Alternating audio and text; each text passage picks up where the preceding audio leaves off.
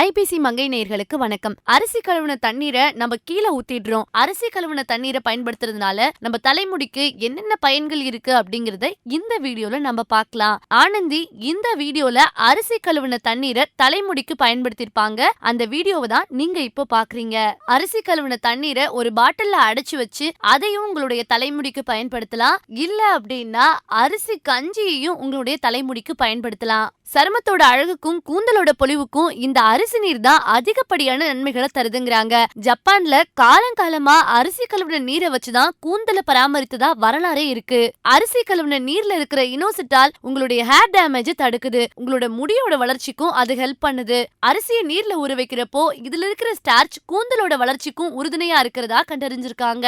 அரிசி கழுவுன நீரை வடிச்சு 2 மணி நேரம் வச்சிருந்தீங்கன்னா தண்ணி மேலா வடிஞ்சிருக்கும். இப்போ அந்த தண்ணீரை பாட்டில வச்சுக்கோங்க. உங்களுடைய ஃபேஸ் எப்பெல்லாம் டயர்டா இருக்குன்னு ஃபீல் பண்றீங்களோ அப்பெல்லாம் முகத்துல அதை ஸ்ப்ரே பண்ணிக்கோங்க.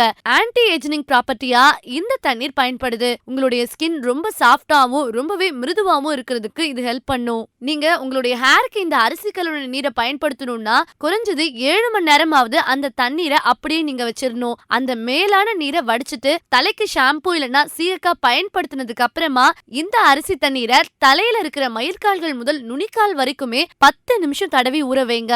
இந்த நீரை கொண்டு கூந்தலை மறுபடியும் அலசுங்க. 10 நிமிஷம் கழிச்சு உங்களுடைய கூந்தலை சுத்தமான நீர்னால அலசிடுங்க. ஒவ்வொரு முறை நீங்க தலைக்கு குளிக்கும் போதும் இந்த மாதிரி கூந்தலுக்கு அரிசி தண்ணீரை பயன்படுத்திட்டு வந்தீங்கன்னா உங்களுடைய கூந்தலும் நல்லா வளரும். கூந்தல் சம்பந்தப்பட்டு இருக்கிற டாண்ட்ரஃபா இருக்கட்டும், முடி ட்ரைனஸா இருக்கட்டும், இது எல்லாமே படிப்படியா குறைய ஆரம்பிக்கும். இந்த தகவல் உங்களுக்கு ரொம்பவே உபயோகமானதா இருந்திருக்கும்னு நினைக்கிறோம். இந்த வீடியோ பத்தின உங்களுடைய கமெண்ட்ஸை கமெண்ட் செக்ஷன்ல சொல்லுங்க. இந்த மாதிரி பெண்கள் உடல்நலன் சார்ந்த தகவல்களை நீங்க தெரிஞ்சுக்கணும்னா ஐபிசி மங்கையை சப்ஸ்கிரைப் பண்ணுங்க.